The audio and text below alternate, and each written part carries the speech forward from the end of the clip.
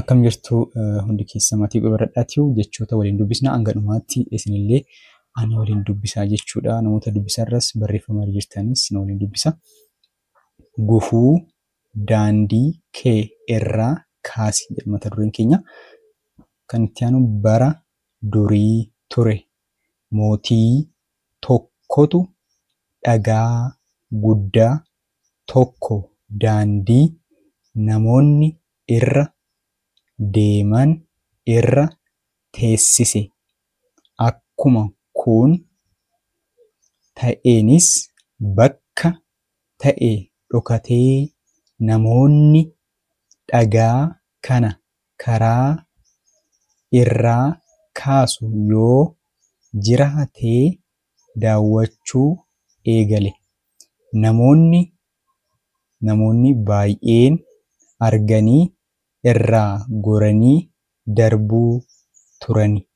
Garuu isaan keessaa yaada dhagaa kana karaarra kaasuu kan qabu tokkoyyuu hin turre. Mootichi hamma kana ilaalee ajaa'ibsiifate.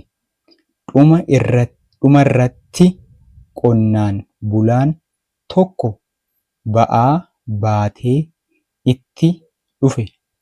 Akkuma itti dhiyaateenis ba'aa isaa lafa godhee dhagaa guddaa kana karaarra kaasuuf dhiibuu eegale. Inuma dhiibees dadhabe. Booda ni milkaa'e. Akkuma dhagaa kana kaasee daandii cinaa godhee waraqaa maramtuu takka lafa irratti arge. Yeroo banee ilaalu waan lama of keessaa qaba. Kunneenis warqee fi ergaa barreeffamee jiru tokkodha. Ergaan sunis akkana jedha. Warqeen kun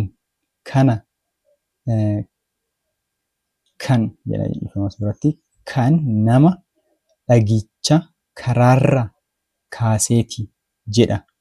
Ergaa mootichaati.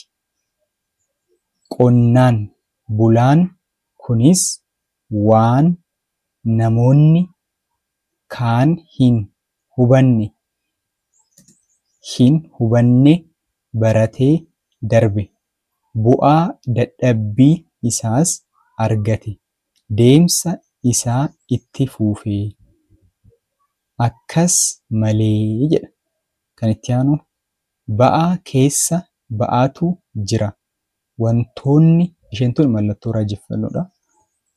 Wantoonni gufuu nutti fakkaatanii isaan dheessinu baay'een anniisa deemsa keenya fuulduraa nuuf ta'uu malu. Wanta anniisaa namaaf ta'ummoo baqachuu osoo hin taane baachuutu nama baasa. Baachuu keessa dadhabuun ni jira. Garuu dadhabbiin sun gonfoo dadhabuun keenya nuuf qopheessuun yoo wal bira qabamu ofumatti eeyyen jedha. Baachuu keessa nyaachuutu jira. Ba'aa keessas bu'aa hedduutu argama.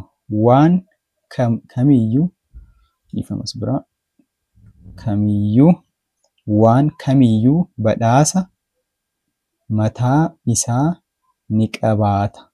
Gatii har'aa baafnu keessaan badhaasa keenya boruuf haa laatu jedha jechuudha. Kan itti aanu ifaajaa keenya amma keessatti fuuldura keenyaaf mil'anna. Dhugaadha. Biqiltuu har'a dhaabuuf dadhabnu boru gaaddisa yeroo dadhabbii nuuf ta'u. Yoo kun hin jirres suni hin jiru hin dagatiin. Kaayyoo keenyaaf gadi jechuu haa barru. Kan kaayyoof gadi jedhu ol kaafamaa.